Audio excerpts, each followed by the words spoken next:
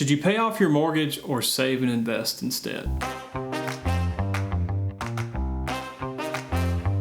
My wife and I bought our first house in 2007, and before we closed on the house, I can recall coworkers joking about how I was going to sign my life away. And at the time, I rolled my eyes in subtle disgust, but as it turns out, they've been correct so far. I've had a mortgage for 17 years now, or to be more precise, I've had 2 mortgages in that time of 17 years. The first one was paid when we sold our first home, but we promptly assumed another mortgage for the house we moved into now, the one I'm sitting in, and I think we have about 22 years left on it, unless we decide to pay it off early. Now, the folks I know who own their houses outright say that the grass started to feel softer under their feet after they made their last house payment. And while I wouldn't know that personally, I can understand how getting rid of a mortgage would be a liberating experience. But I also have a confession. At one time in my life, my wife and I were actively trying to pay off our mortgage, and we ended up regretting it. Now, currently, we could direct more money toward paying off our mortgage, but we've decided not to. The truth is, the decision to pay off your mortgage early is a unique blend of personal preference, your financial goals, and economic forces that are beyond your control. Today, we're going to talk about several circumstances you should consider if you're trying to decide whether or not to direct extra cash toward paying off your mortgage or to invest it. The first question you need to ask yourself is, what is your motive? As I ramble on in this video, I'm going to provide several quantitative ideas to help you arrive at a decision that works for you, but none of it matters if you just hate carrying a mortgage. Even if the math clearly points to holding your mortgage for years while you invest extra cash, if you feel strongly that you should pay off your mortgage, then I think you should do that.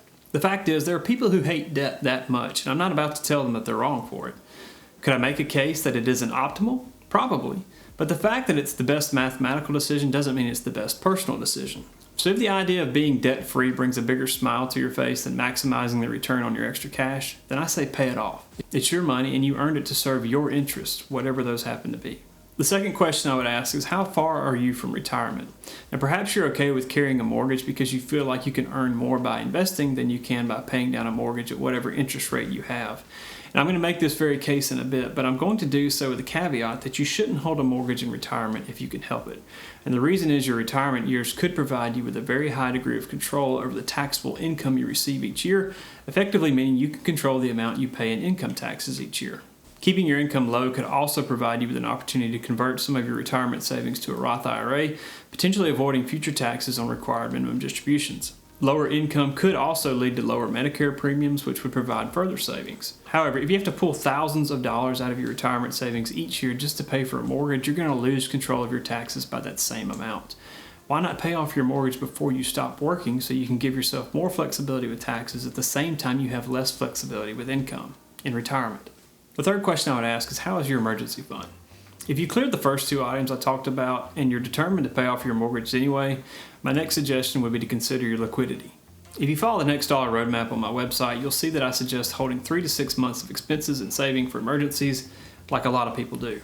If you don't have this, then the answer is no. You shouldn't pay off your mortgage if you don't have plenty of cash for emergencies.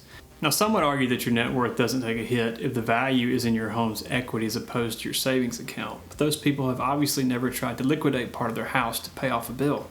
That's not a very easy thing to do, and while you could get a home equity line of credit in case of emergency, you'll owe even higher interest on that loan, and the bank could pull your line of credit at any time, so it's not really a great option for an emergency fund. With all that said, even if you have a well-stocked emergency fund, you might regret paying off your mortgage early anyway. That happened to me when I lost my job in 2015. Now, I had over 6 months of expenses and savings, but I also had directed thousands of dollars in the preceding months to pay down a mortgage that was at a 3.5% interest rate. At the time, I didn't realize how badly I would want access to cash if I lost my job until I was in that situation. I'm not saying that 3 to 6 months of expenses isn't enough savings, but I do think you should consider whether or not it feels like enough for you. The fourth question is, are you saving enough? Because the benefits of compounding interest are only obtainable for investments over the long term, you can't afford to wait until your mortgage is paid off to start investing. This is true even if your mortgage has a higher interest rate. After all, you can always refinance when rates are lower, but you can't recapture missed time as an investor. Again, in the Next Dollar Roadmap, I recommend saving 15 to 25% of your income for retirement. That's 15% if you're in 20s, 20% if you're in your 30s, and 25% in your 40s. Paying off your mortgage should come after you have enough cash left over each month that you need to choose between saving and investing more or paying off the debt on your house. The fifth question is, what's your interest rate versus the risk-free rate of return? For most of us, deciding whether or not to pay off the mortgage early is a math problem. We just want to maximize the value of the dollars we invest or use to pay off debt. And in truth, the math is relatively simple. You should focus your dollars where the interest rate is higher. If the interest rate on your mortgage is higher than the interest rate on your investments, then you should pay off the mortgage. But if you can earn higher interest rates through investing than the rate on your mortgage, you should invest. The obvious problem is no one knows which one will be higher at any given moment. Now, depending on where you invest your money, there will almost certainly be months where it would have been better to go one route or the other, but there's no way to know which one and when. Nevertheless, there are a few things we can consider to help direct us to a final decision. First, if the money you would commit to paying off the mortgage will be invested in stocks over a period of 5 or more years, I would invest the money. An extended timeline like this gives your money time to recover if you happen to invest at a bad time. Over a period of 5 or more years, it's highly unlikely that you'll come out worse if you invest the money in stocks, especially if those investments are made on a monthly basis. If your investing horizon is less than 5 years, I would compare my mortgage rate to the rate of U.S. Treasuries for a similar period of time. So if you had 10 years left on your mortgage or 20 years left on your mortgage, see what the bond rates are for those periods from the U.S. Treasury. And U.S. Treasuries are the closest thing you'll find to a risk-free investment. If your mortgage is lower than this rate, then there's not a mathematical reason I can give you to pay it off early. Instead, you can invest that money in a virtually risk-free investment and earn more. It would be challenging to lose in this circumstance, and that's exactly the place many of us find ourselves today. For years, interest rates in the United States were exceptionally low. Millions of mortgages were issued in the late 2010s with rates below 3.5%.